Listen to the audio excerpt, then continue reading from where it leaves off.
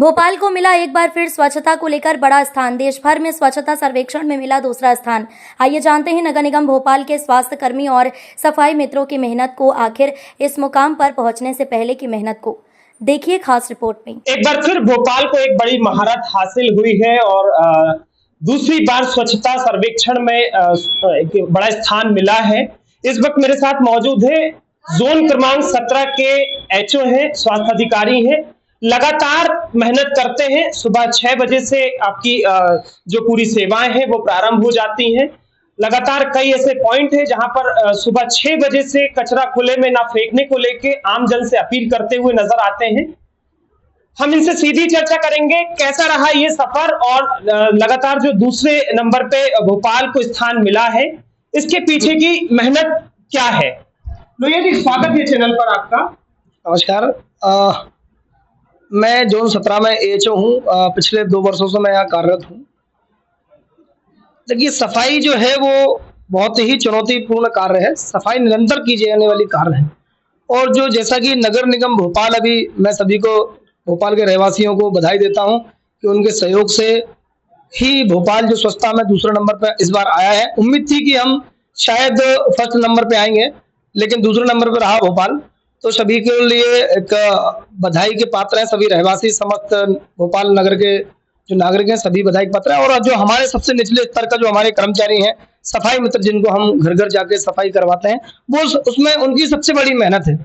क्योंकि वो जो है वो सुबह से जब निकलते हैं अपने घरों से, तो घर पे अपने परिवार को छोड़कर सिर्फ स्वच्छता के काम में योगदान देते हैं, स्वच्छता के काम में जुड़े रहते हैं।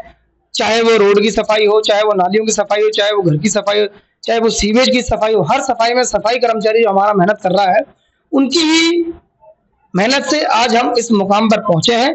और मैं इसके बारे में आपको और ये विस्तार से बताता हूं कि सफाई का जो स्तर है, सफाई जो करने का कार्य है, वो निरंतर किए जाने वाले कार्य है।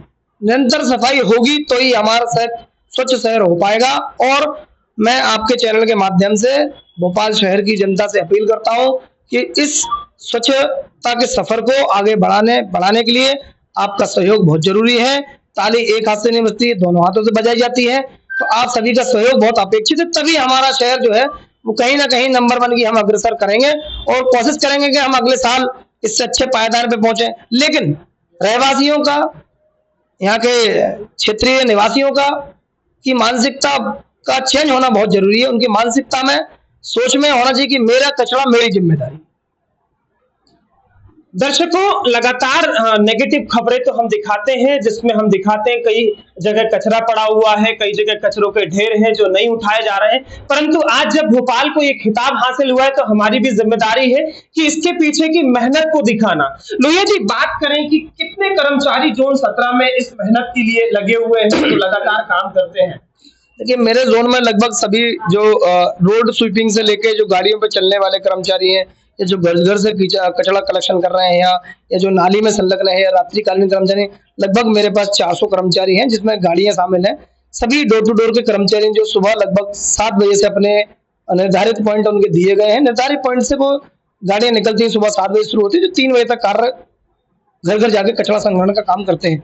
और इसमें एक घर से जीपीएस लोकेशन से गाड़ी को ट्रैक किया जाता है। ट्रैकिंग के माध्यम से हम गाड़ी को चेक करते हैं कि गाड़ी घर पे पहुंची या नहीं पहुंची, गाड़ी ने कचरा लिया या नहीं लिया। ये प्रतिदिन की मॉनिटरिंग है। ये जो मॉनिटरिंग है, हमारे नगर निगम भोपाल के स्मार्ट सिटी से इसकी मॉनिटरिंग की जाती है और हम लोग भी मॉनिटर करते हैं। हमारे पास एक ISWM का ऐप है, उसके माध्यम से हम गाड़ी में देख सकते हैं कि गाड़ी कितने परसेंटेज रूट कवर किया, उसने कहाँ से कचरा लिया या नहीं लिया।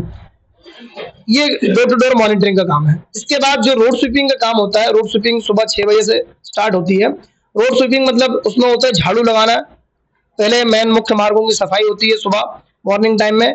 सुबह मुख्य मार्गों की सफाई के पश्चात सेकंड टाइम में एक वार्ड को 6 भागों में बांट कर सफाई करवाई जाती है। एक वार्ड को 6 भागों में मतलब कि उसके 5-5 कर्मचारियों के हिस्से बनाए जाते हैं और एक वार्ड को 6 भागों में बांट के एक दिन उस भाग में लगाया जाता है।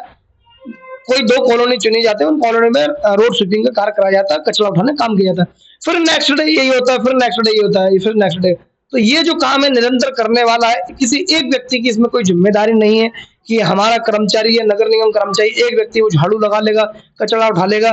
इसमें सभी का सहयोग, सभी रहवासियों का सहयोग बहुत आवश्यक है सफाई में। सफाई जो है वो स्वच्छता एक ऐसा विषय है जिसमें हर व्यक्ति को अपने घर से शुरू होकर, स्वयं से शुरू होकर मोहल्ले देश तक जाती है। और जो व्यक्ति ये सोच लेता है कि सफाई मेरी जिम्मेदारी है, मेरे पहले मैं स्टार्ट करूं, फिर मैं अपने घर में करूं, फिर अपने कॉलोनी में करूं, फिर अपने मोहल्ले में करूं, फिर अपने शहर में आऊं, उसके बाद मैं अपने प्रदेश में आऊं, फिर विदेश में आऊं।